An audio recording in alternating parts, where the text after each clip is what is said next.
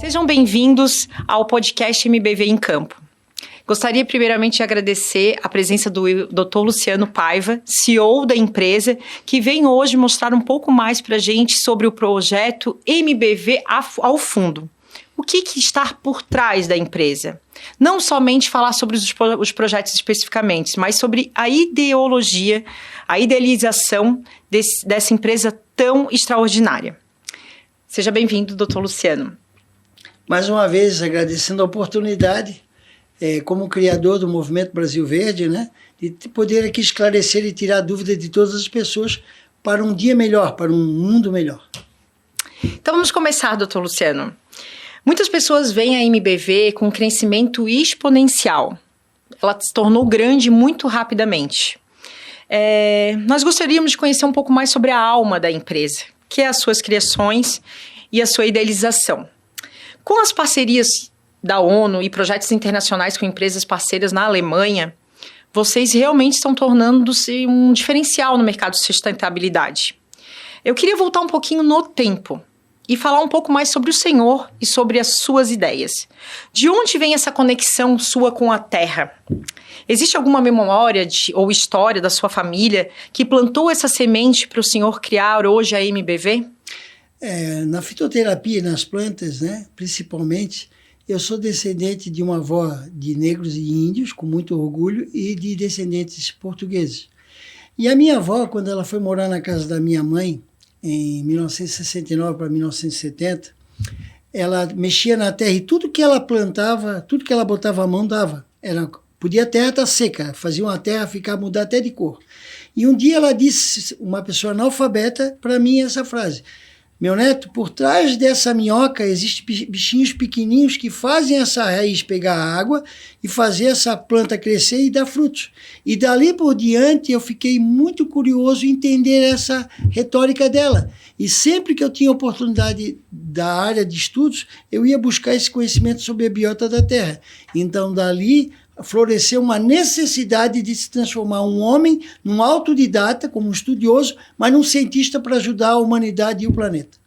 E esses bichinhos que ela falava é a sua descoberta que o senhor conseguiu materializar o neutrínio. É que junto com os neutrínios existem as microminhocas, os fungos, as bactérias, que é um conjunto.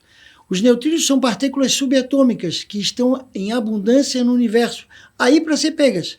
Só basta as pessoas terem o conhecimento e botarem em materialização.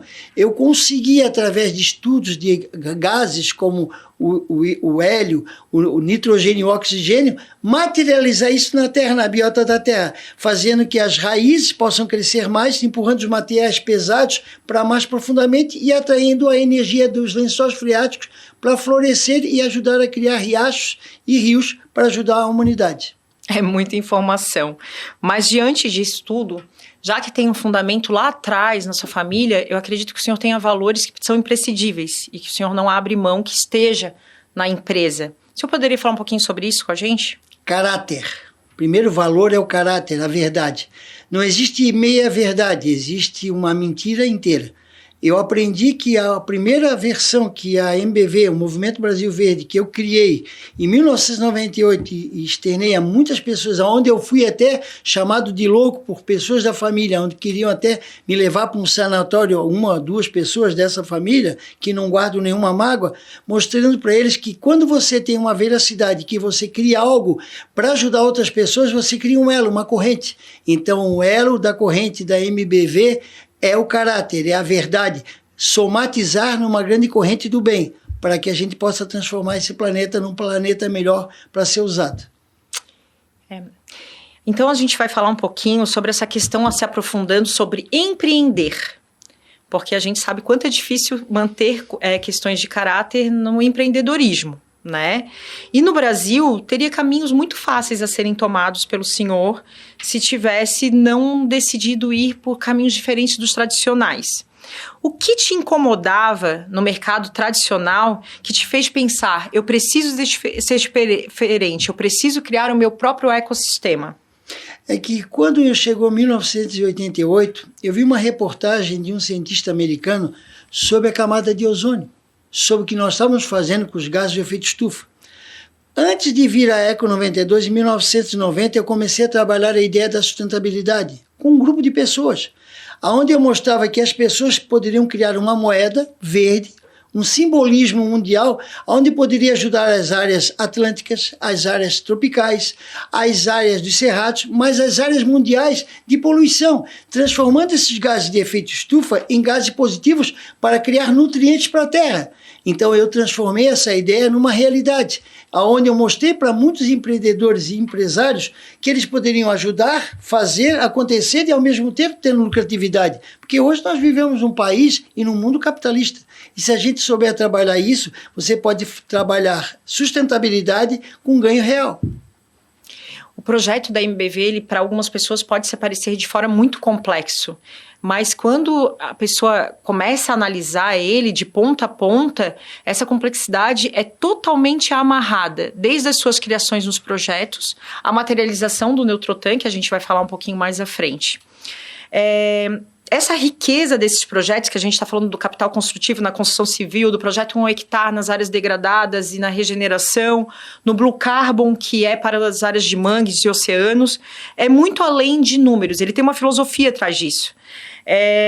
E parece que a MBV está conseguindo provar que a gente consegue sim lucrar preservando e não destruindo. Como foi convencer os primeiros parceiros de que essa equação parava em pé?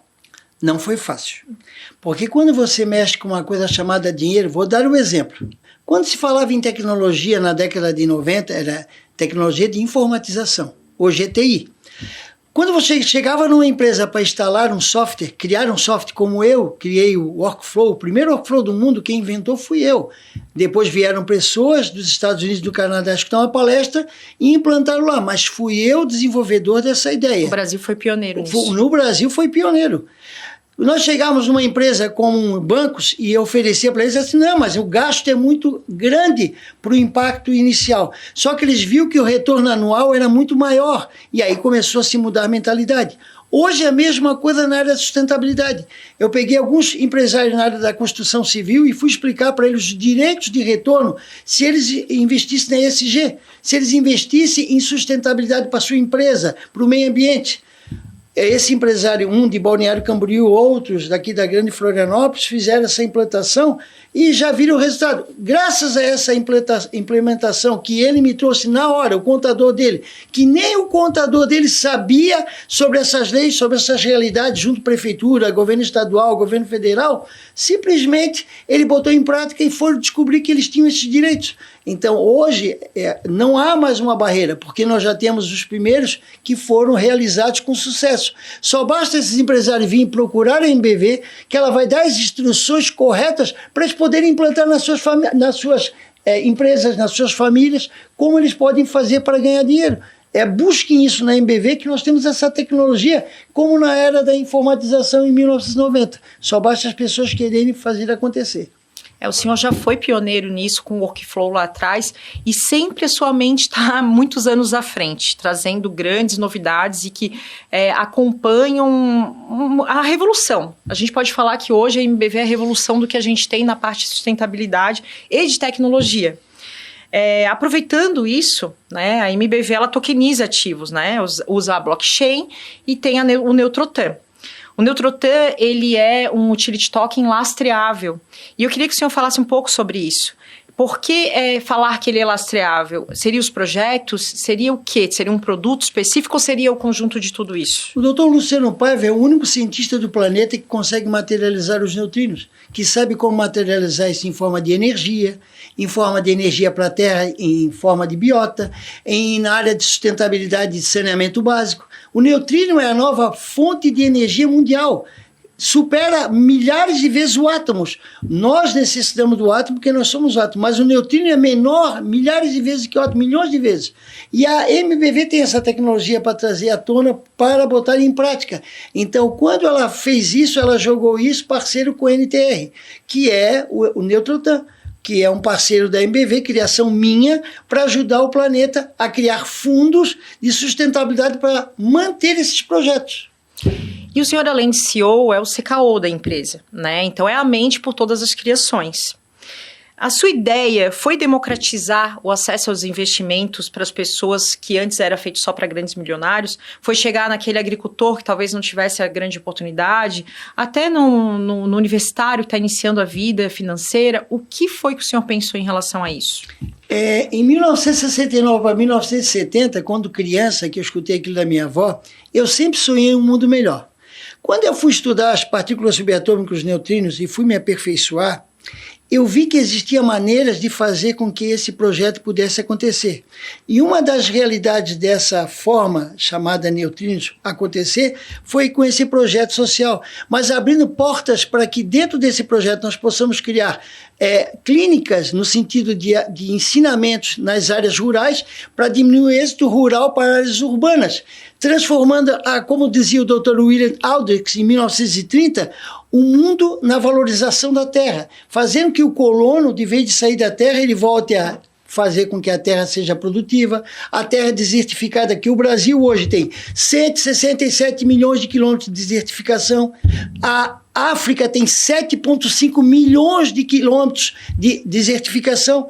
Então nós podemos reutilizar isso fazendo que haja a silvicultura, com o projeto MBV do crescimento das florestas que demorariam 45 anos crescer em 15 anos, junto com o processo do plantio, dando sustentabilidade ao nosso colono e fazendo que todo mundo ganhe seu dinheiro e fazendo ser parceiro através dessa unificação familiar que é a MBV, uma grande família. Aproveitando esse gancho, até está um pouquinho fora da ordem do que a gente tinha proposto, mas eu acho que é oportuno a gente falar desse lado social que o senhor sempre teve, né? O doutor foi fundador de diversas instituições, hoje é o presidente da Instituição Cidade da Esperança, que tem um trabalho de quase 30 anos de estrada, muito, muito bacana. Então, eu queria que o senhor falasse um pouco sobre esse seu lado caritativo também, porque a gente busca trazer a identidade da MBV. Para as pessoas que não conhecem, tenham a oportunidade de ir além do cientista, mas sim um ser humano, idealizador de todas essas questões. O senhor poderia falar um pouquinho sobre o seu trabalho social? Diz Jesus que um olho não precisa saber o que o outro faz, por isso que existe o nariz. Mas como é um fato que pode ajudar muitas pessoas a entenderem o que é o trabalho social do Dr. Luciano Paiva como um fitoterapeuta honoris causa, dado por inúmeros serviços prestados ao Brasil e ao mundo, porque eu atendo as pessoas não só do Brasil, do mundo, a Cidade da Esperança é um projeto fitoterápico, que lá atrás, quando eu comecei ela, eu disse, um dia nós teremos uma parceria com a ONU. Olha, a parceria veio ano passado, nesse ano, em 2025, onde nós somos parte do Pacto Global da ONU. Então, quando eu falei lá atrás que essa parceria ia acontecer, muitas pessoas me ridicularizavam, riam de mim. Um catarinense, um brasileiro, vai estar em parceria com a ONU. Hoje, nós temos documento provando isso. Da mesma forma como lá atrás eu falei, o projeto social não é o projeto de final do ano, onde a gente senta na mesa para comer o peru ou outras coisas e dizer assim, nossa mesa está farta. Quanta gente passando fome, quanta gente passando frio com o cobertor jogado num guarda-roupa que tu não usa. O nosso projeto é a conscientização de chamar as pessoas para o quilinho. Num quilo tu faz uma multidão de quilos. E esse projeto chama Cidade da Esperança agora final do ano. Nesse momento, ao sair desse podcast que eu estou fazendo aqui, nós estamos correndo atrás de conseguir mais garrafas de óleo, processo de café, arroz, para nós, na próxima sexta-feira, podemos fazer a cestinha de comida para mandar não apenas para Grande Florianópolis, para Santa Catarina, para outros estados que estão precisando, porque a caridade ela não tem fronteira, não tem barrismo. Nosso trabalho é ajudar a quem precisa e não envolvendo processos políticos nisso. Inclusive, a gente estava conversando antes de iniciar o podcast que a fome é o ano inteiro, não é só no final do ano. As pessoas muitas vezes lembram de fazer campanha só em dezembro. A instituição Cidade da Esperança, ela faz cestas de comida e dá apoio às famílias o ano inteiro. Então nós vamos aproveitar e vamos deixar também disponível o Pix da instituição para quem quiser ajudar, que seja com 1 quilo de arroz, mas que vai fazer toda a diferença para as famílias que tanto necessitam. Principalmente, né, doutor, que acabamos de acontecer agora várias situações no estado de enchentes e vários pontos negativos que a gente pode estar aí fazendo um final de ano melhor para essas famílias. Queria fazer só uma referência a uma situação. Eu fui convidado para morar fora do Brasil várias vezes, em vários países, onde lá, se eles pudessem, fariam uma estátua pelas descobertas que eu tenho, principalmente no âmbito da física quântica. Fui convidado para morar na Europa, na Ásia, fui na América, mas eu quero dizer que eu acredito na nossa nação. Eu acredito nos brasileiros, não naqueles só brasileiros, os negros, os canimbolas, os índios, os africanos, os hindus, os europeus. Eu acredito no brasileiro como uma nação evangélica, uma nação de amor no coração, independente da religião, uma nação de todas as religiões. Evangelizada, né? Evangelizada. Então eu acredito que nós podemos fazer um grande trabalho. Venham com a gente. Vamos fazer essa campanha. Não é do irmão Luciano, do doutor Luciano, é de todos. Vamos ajudar. Mas se tu não queres ajudar lá a instituição, ou as instituições que o doutor Luciano está envolvido, leve na tua comunidade. Porque tem muita gente precisando. E todo mundo, o que eu escutei nos últimos meses foi assustador. As pessoas querem botar a culpa na área governamental, mas não querem fazer a sua prática no seu dia a dia. Nós temos que fazer a nossa prática, e fazer a nossa prática é respeitar o direito do outro. Como dizia o grande filósofo, se você quer, você faz. Se você quer justificar a culpa no outro, você vai sempre se transformar num derrotado, querendo justificar o mal do mundo em cima de outras pessoas. E é importante frisar, né, doutor, que não tem lado político, não tem nenhum viés político. Nenhum. Que nós mais temos escutado nos últimos anos nas campanhas, eu não vou ajudar por causa de questão de lado A e lado B. Nós somos todos brasileiros. A fome bate à porta de todos, então é uma questão social, né, de ajudar o próximo. Eu queria dar um exemplo também de uma pessoa que trabalhou comigo no início da fundação dessa instituição em 99, que me questionava porque eu fazia campanha em grande quantidade no final do ano, e durante o ano a gente conseguia produzir 100, 150 cestas mês. E essa pessoa foi embora por esse questionamento dessa campanha no final do ano. Se passou-se 20 anos, essa pessoa voltou a me procurar por problemas de saúde na área da fitoterapia. E eu perguntei para essa pessoa quantas cestas de comida dentro dos projetos sociais que ele fez mensalmente, quantas cestas ele tinha dado. Ele disse nenhuma. Aí eu olhei para ele e disse, mas graças a esse projeto, em 20 anos, nós demos mais de 300 mil cestas de comida sem escolher lado político, sem escolher lado da cor, nem a área sexual de ninguém, pela necessidade humana. Fazendo a parte, né? É o que nós estávamos conversando. 1 quilo para a pessoa pode dizer que não vai fazer diferença, mas se a gente juntar 100 pessoas dando 1 quilo, já faz a diferença na vida das pessoas. Então, vamos lá. Vamos voltar para falar um pouco mais sobre a família MBV. Hoje, o mercado financeiro trata os investidores como uma planilha, né? Como um número. O senhor, como CEO, a gente vê que tem um clima diferente na MBV. Eu queria entender a questão de como o senhor enxerga quem coloca o dinheiro nos projetos. O que significa ser um parceiro da MBV e não apenas um cliente? Uma família, uma corrente, onde todas as pessoas são escutadas. Existe um CEO, existe uma administração, uma contabilidade, mas quando as pessoas trazem ideias que sejam somativas ao projeto MBV, nós acolhemos. Existe comunicação, existe e-mail, existe telefone, para as pessoas procurarem e saberem mais sobre o projeto. Fizemos há pouco tempo aqui um podcast, muitas pessoas não sabiam o caminho, começaram a fazer o contato. E um dos motivos que eu aceitei fazer esse podcast hoje foi por causa disso. Aquele podcast trouxe um resultado tão positivo, não só econômico para o projeto, mas também de ideias que surgiram, que somatizou demais, que hoje está melhorando a MBV para um 2026 fantástico a nível mundial. Isso como eu posso dizer, faltou a palavra, é até emocionante a gente ver todo esse progresso, toda a situação, uma pessoa empenhada em fazer toda a diferença, não só no nível social, mas no ambiental, no governamental, ajudando a agregar as pessoas que estão tão separadas por lados, né? O senhor sempre teve essa bandeira de levantar que somos todos irmãos na caridade, que tem que deixar essas picuinhas de lado. E aí a gente entra nessa questão de transparência, que o senhor sempre se mostrou uma pessoa muito transparente. Não tem muito meias palavras. Isso até lhe causa um pouco de dor de cabeça. Eu sou testemunha em várias palestras que o senhor não tem muito filtro, que tem que falar, vai falar. E diante disso, a gente sabe que isso é um desafio diário para muitas pessoas, porque nós estamos numa época que é difícil, fala-se muito empatia, mas não é uma empatia falsa. A gente vê que as pessoas estão muito mimizentas, Desculpa a palavra, mas é a grande verdade. Todo mundo quer olhar muito seu umbigo. E diante disso, a sua postura e liderança, quando surge um problema, é essa que a gente tanto conhece, de ser transparente, direto ao ponto, ou a política de portas abertas da MBV, que todo mundo tem falado tanto, é geral, tem esse acesso? Como é que o senhor vê isso? Como é que o senhor implementou isso na sua política na empresa, com as pessoas que trabalham? Aprendi isso no meu casamento. Porque no meu casamento, se lá existe dois que conversam e dois amigos, mas eu tenho uma esposa com muita personalidade. E quando eu casei com ela em 1986, eu implantei uma frase que está sendo levada ao mundo.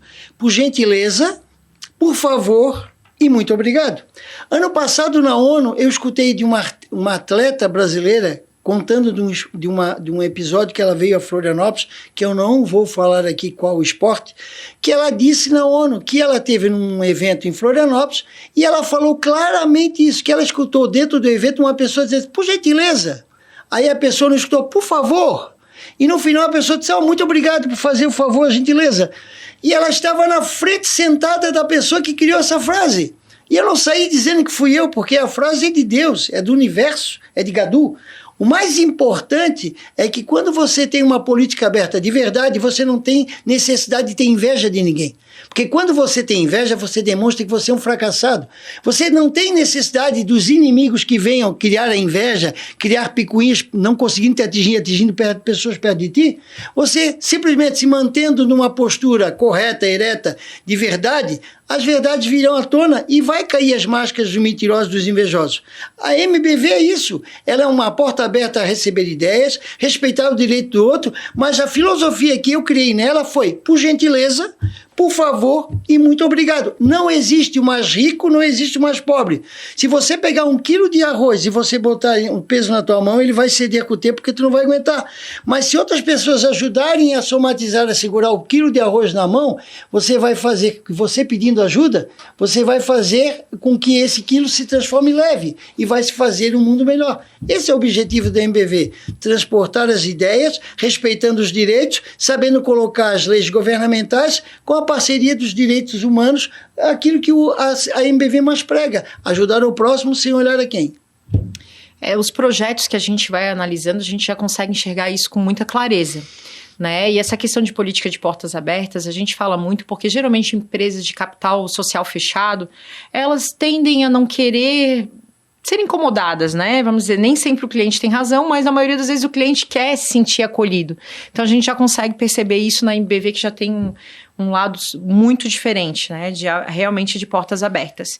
E aí a gente entra num ponto muito interessante que o senhor sempre fala, e eu posso falar isso com propriedade, sobre a ética. Né, a ética da empresa, a ética dos projetos, e que a ética não é uma qualidade, né, é uma obrigação que a gente tem que ter. Então eu queria que o senhor falasse um pouco sobre essa questão de ética para resolver os problemas e não para escondê-los. Como é que o senhor consegue lidar com isso? Porque a sua pressão não é só como CEO da MBV, mas é como CKO, o criador de todos esses projetos, como além de Dr. Luciano, o irmão Luciano, porque são todos a mesma pessoa. Né? Então eu queria que o senhor falasse um pouquinho sobre a sua visão sobre a ética. Prática. Não existe ética sem prática. Se você disser, um líder não impõe, ele conquista com a prática. A ética está coligada com o dever, com a razão, ela está coligada a diversos assuntos, mas se não existir prática, ela morre e atrai outras pessoas que vão para o buraco junto contigo. O nosso trabalho, junto com a ética, com a razão, é trazer a prática. Mostrar que os projetos que eu desenvolvi, que eu criei, como brasileiro, com muita alegria e com muito amor, pode ser botado em prática para todo mundo. Acabar com a desertificação do deserto do Saara é uma prática simples. Um deserto que no passado foi uma floresta amazônica, provado pelos cientistas. Só basta querer. E para querer, todo mundo não tem que se sentir maior que o outro. É só ter ética de respeitar o direito do outro, que é esse o caminho que meu pai, minha mãe me ensinou desde o dia que eu nasci. É emocionante ouvir falar sobre isso, porque hoje a gente está numa realidade paralela. Eu, quanto empresária também, eu pego currículos hoje que as pessoas trazem no currículo as suas qualidades. Eu sou organizado, eu sou honesto, eu sou pontual. Coisas que fazem parte, né, que, a meu ver, de obrigações que a gente tem, né? Não deveria ser qualidades isso. E aí a gente está falando sobre legado, puxando isso que o senhor falou. Então a gente está entrando agora na questão do futuro da empresa e de legado. E diante disso, com a sua parceria com a ONU, com o projeto Blue Carbon sendo internacionalizado, com as suas parcerias na Alemanha, a gente vê que o Brasil ele tem um papel importante na economia mundial nos próximos 10 anos. Então eu queria saber do senhor, nós somos a bola da vez? Primeiro eu só queria terminar o assunto anterior com uma seguinte frase que meu pai me ensinou. Quando eu tinha 9 anos eu achei um relógio, e o meu sonho era ter um relógio. Existia o Oriente e o Seiko na época.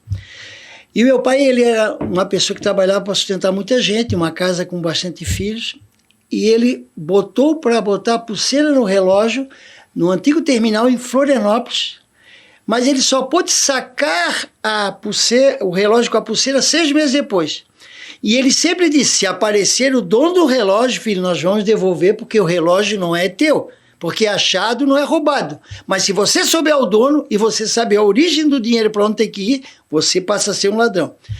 Quando completou que meu pai, 2 dias depois de ele resgatar o relógio, ele estava tomando um cafezinho com um amigo naqueles botiquinzinhos antigos, e a pessoa disse, seu André... Na Bagueira. Na Bagueira. O senhor, é verdade que o seu filho achou um relógio? Eu perdi um relógio. Como é que é o seu relógio? É tal marca, tal marca. Ele foi lá em casa, eu estava com o relógio no pulso. O pai disse, o pai achou o dono do relógio, filho. Eu tirei o relógio do pulso e entreguei, que era o meu sonho, para a pessoa. O homem ficou tão emocionado pela honestidade do meu pai, da minha mãe, que ele disse assim, o relógio é do seu filho. Vocês sabem o que é que eu fiz com o relógio? Eu dei para um irmão meu.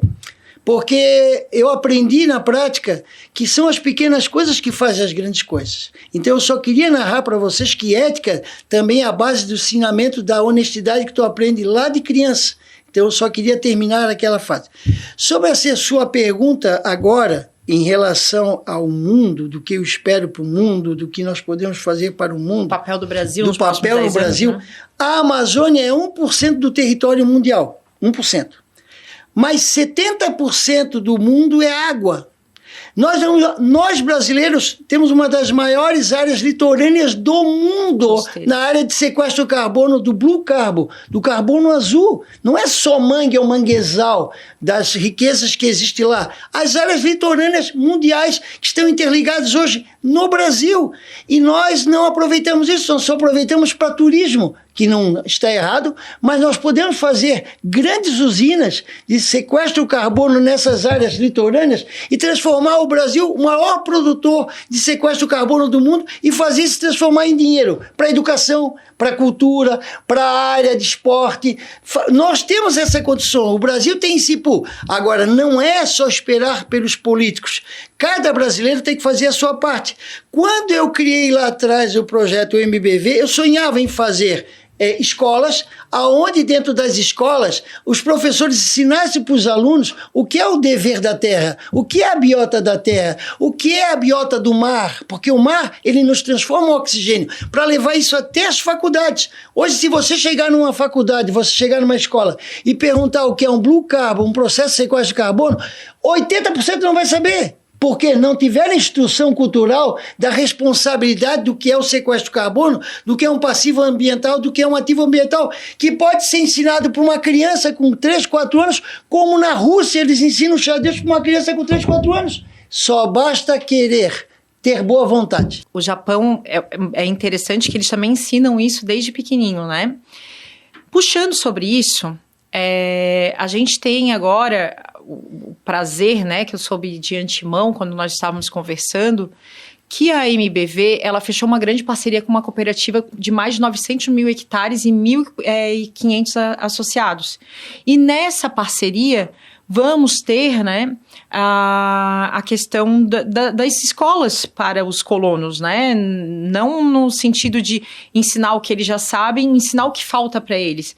E também tentar diminuir essa questão de êxodo, porque hoje a gente está com um problema muito sério na agricultura em relacionado a isso. O que o senhor pode falar sobre essa parceria? Já pode falar alguma coisa ou ainda não? Eu tenho um grande professor chamado Dr. William Sheldon, que ganhou o Nobel em 1938. E o Dr. William Sheldon foi o maior conhecedor, é meu ídolo, na área da Terra, das biotas da Terra, dos micro-organismos da Terra. E por que os Estados Unidos da América são dos países mais desenvolvidos do mundo em agricultura? Graças lá atrás ao Dr. William Aldrich, que implantou essas ideologias nas escolas, nas faculdades e trouxe à tona.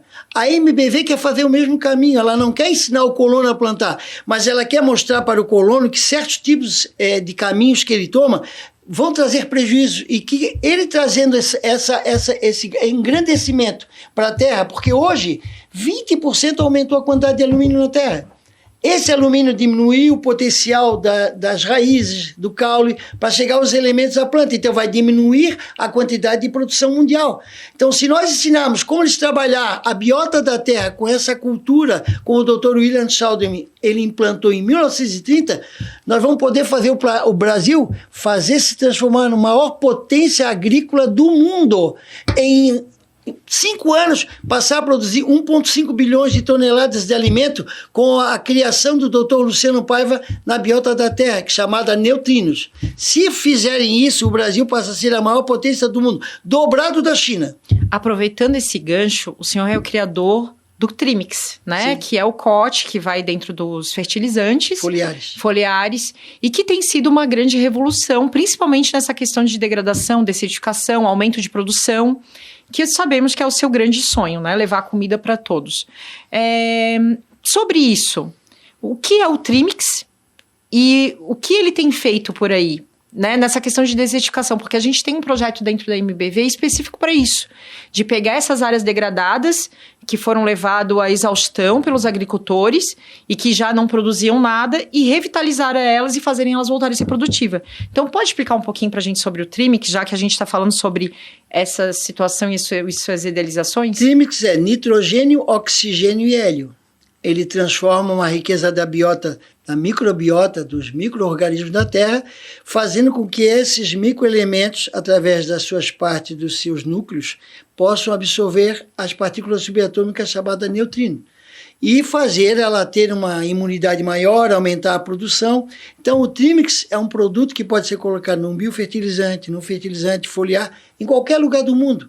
E ele faz uma diferença, ele faz a horda da terra trabalhar a favor e faz com que o colono possa diminuir os impactos que ele sente com alguns problemas de reumatismo, depressão, câncer e outras coisas mais que ele adquire durante o tempo em excesso de trabalhos com alguns produtos químicos que ele se coloca. O Trimix vem revolucionar isso, ele não vem mudar a ideia, ele vem mostrar um caminho diferente na sustentabilidade, onde vai fazer o colono ganhar mais, enriquecer a sua terra, ter maior lençol freático e criar floras, aonde dentro dessas floras vai ter florestas que vão transformar essas áreas diversificadas em proteção ambiental e ao mesmo tempo de criação de comida, para dar sustento àquela família, a outras famílias e ajudar o mundo a diminuir o impacto da fome mundial.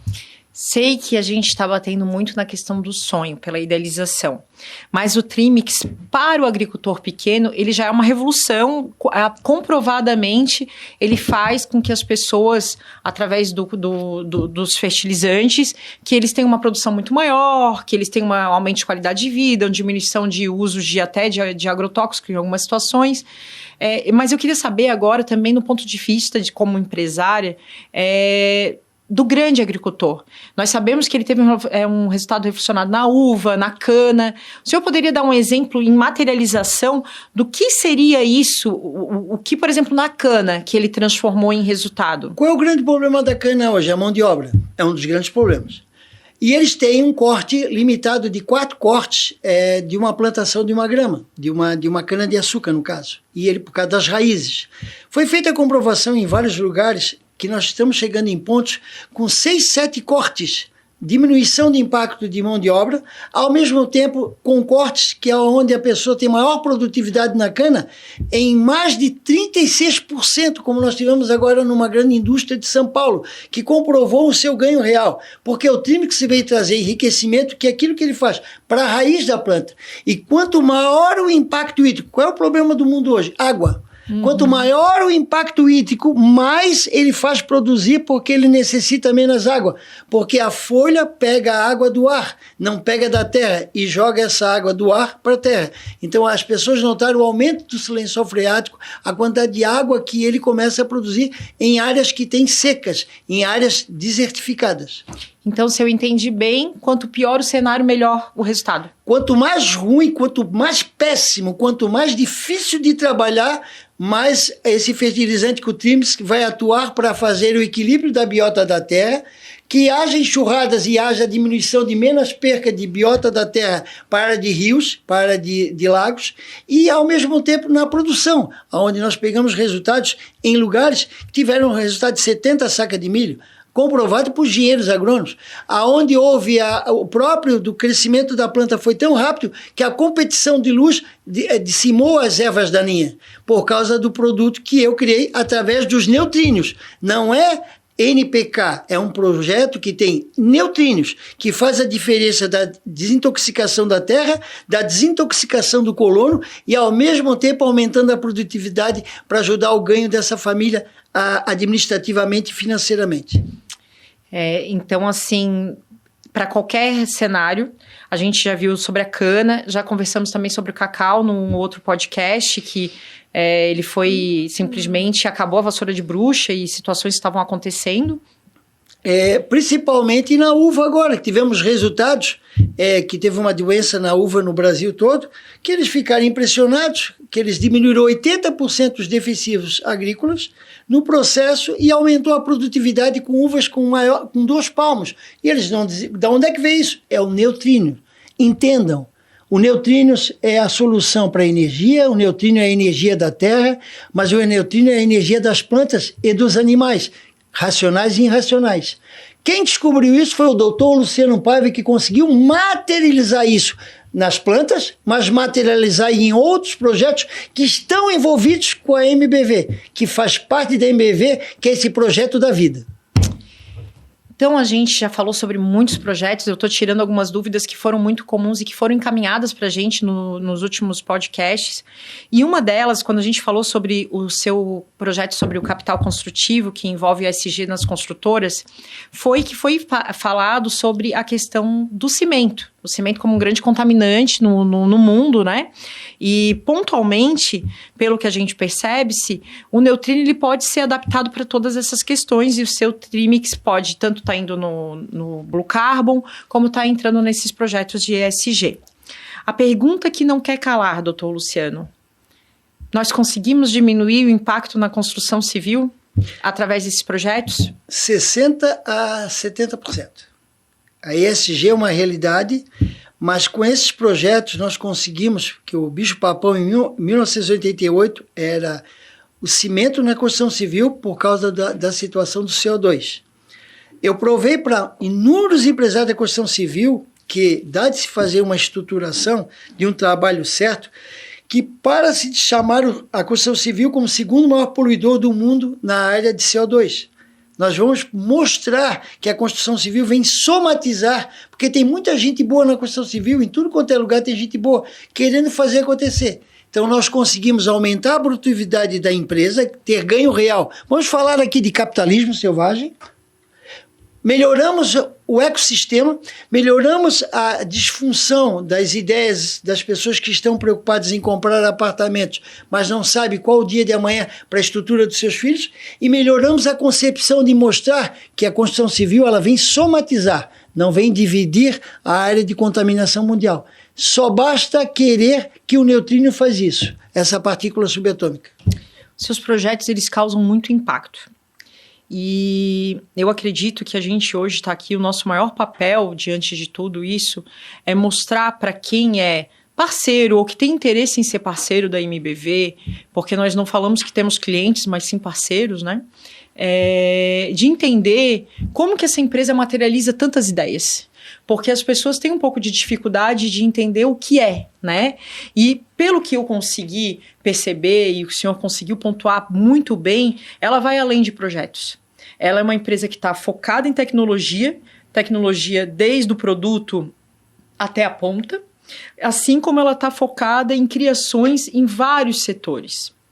E diante disso, eu queria que o senhor sintetizasse como o seu investidor, como o seu parceiro, ele consegue surfar nessa onda nos próximos 10 anos.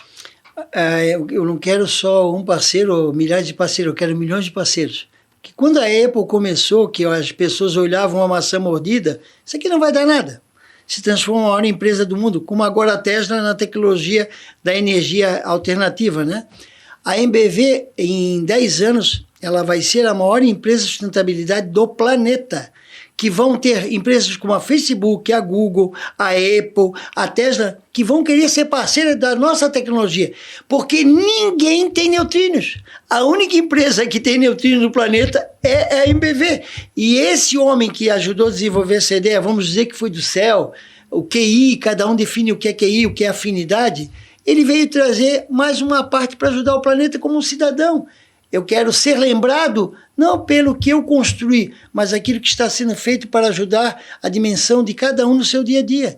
Não adianta criar a roda e a roda ser destrutiva para alcançar grandes acidentes e destruir vidas. A roda foi construída para que ela pudesse gerar sustentabilidade na economia mundial e dar finanças para aqueles que acreditassem nela. A sustentabilidade da MBV é única, realidade pura e exclusiva. Os parceiros que estão vindo, milhares e milhões, eles vão somatizar numa nova onda mundial, como a Apple, há tempos atrás, a Microsoft, uma onda de sustentabilidade, onde nós vamos ajudar o planeta e todo mundo vai ter o seu ganho. Isso que é o mais importante. Pelo que eu percebi, o que você está construindo é a abertura da empresa para uma possível SA. Essa é a ideia de ter cotistas, acionistas? Sim. É para isso que vocês estão construindo também, possivelmente? Trocar ideias. Não é acionista. Quando você senta num conselho que tem mais pessoas com ideias boas que querem somatizar, você não está sendo o único. Você está dividindo as responsabilidades e acatando ideias, sabendo escutar ideias. Não adianta ser CEO e não saber escutar a ideia de uma outra pessoa que tem experiência em outra área. Então, o que nós estamos fazendo aqui é abertura para que futuros cotistas, futuros investidores possam também participar de ideias, porque muita gente dessa tem ideias boas na sustentabilidade que nós vamos trazer para a empresa, para ela ser levada para o mundo. E tem muita gente que fica, colonos, vou dar um exemplo, que eu converso, que tem muitas ideias boas na área da agricultura, mas estão guardados lá dentro da casa deles, lá no sítio. Nós estamos dando essa abertura para novos cientistas, como o Dr. Luciano, virem demonstrar o seu potencial. Venham com a gente, pessoal. Venham mostrar essa sua inteligência, o grande empresário, aquela pessoa que está lá. Venham somatizar. Vamos trazer essa grande união para fazer um país melhor, um mundo melhor, através da ideia da sustentabilidade da MBV. Então, hoje a MBV ela já está aberta a novos investidores para os projetos do 1 hectare, né, que é um projeto extremamente extraordinário. Quem tiver curiosidade em relação a ele, interesse em investir, tanto como investidor de uma cota inteira, de uma fração inteira, como de frações individuais, menores, que hoje é possível para qualquer pessoa investir nisso. Eu vou deixar na descrição do vídeo o telefone de contato, o e-mail, para poder estar tirando essas dúvidas para vocês. E agora, para finalizar, né, a gente está chegando no final da nossa conversa, eu queria entender a sua visão, porque já foi muita informação, é incrível tudo que... Conversar com o senhor é realmente uma dádiva, é um prazer. O que o senhor olha para sua família, para os seus filhos, para os seus netos, para o futuro da empresa, né? O mundo que a MBV vai deixar e o que o senhor está deixando de legado. Daqui a 20, 30 anos, o que o senhor gostaria de ser lembrado e a MBV, como empresa, estará fazendo? Como disse Albert Einstein um dia, um dos mentes mais privilegiadas desse planeta, eu sempre uso o Einstein, porque eu tenho muita admiração por ele e pelo Tesla.